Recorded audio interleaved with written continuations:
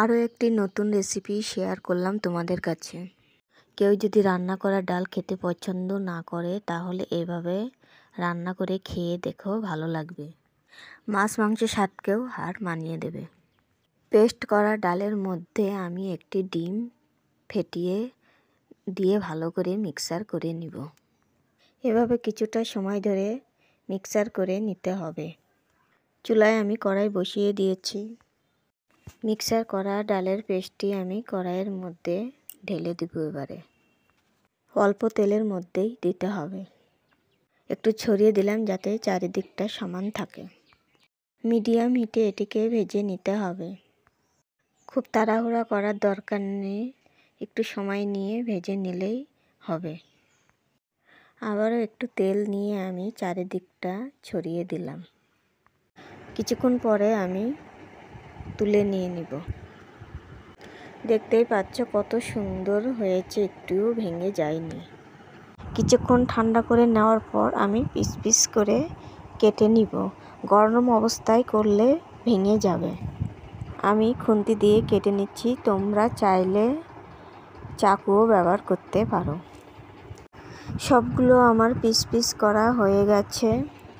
এবার এই পিসগুলি আমি তেলের মধ্যে ভেজে নেব। অল্প অল্প করে আমি ভেজে নিব, একবারে সব পিস দেওয়ার দরকার নেই। ভাজা হয়ে গেছে, আমি এবার তুলে নিব। এভাবে বাকিগুলো ভেজে নিলাম। কড়াইয়ের মধ্যে আমি আরেকটু তেল দিয়ে দিলাম। দেখো কতটা নরম আর স্পঞ্জি হয়েছে। জিরা তেজপাতা ফোড়ন দিয়ে এর মধ্যে পেঁয়াজ কুচি, রসুন কুচি, টমেটো কুচি, লঙ্কা কুচি দিয়ে একটু ভেজে নিব। তারপরে পরিমাণ মতন 1 চামচ লবণ, 1 চামচ লঙ্কা গুঁড়ো, 1 চামচ হলুদ গুঁড়ো আর আদা জিরা বাটা দিয়ে ভালো করে মশলাটাকে আমি কষিয়ে ভেজে রাখা আলু দিয়ে আবারও কিছুক্ষণ কষিয়ে নিয়ে আমি জল ঢেলে দিব পরিমাণ মতন। তারপরে একটা ঢাকনা দিয়ে ঢেকে দিব। কিছুক্ষণ পরে ঢাকনা তুলে পিসগুলি আমি ঝোলের মধ্যে এক এক করে ছেড়ে দেব। সবগুলি পিস দেওয়ার পর আমি আবারও ঢাকনা দিয়ে দিলাম। ঢাকনা তুলে দেখি হয়ে গেছে। ঝোল বেশি রাখিনি, একদম মাখা মাখা হয়েছে।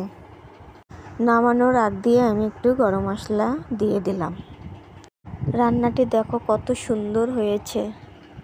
কেউ বুঝতেই পারবেন না এটি ডাল আর ডিমের রেসিপি। দুর্দান্ত খেতে।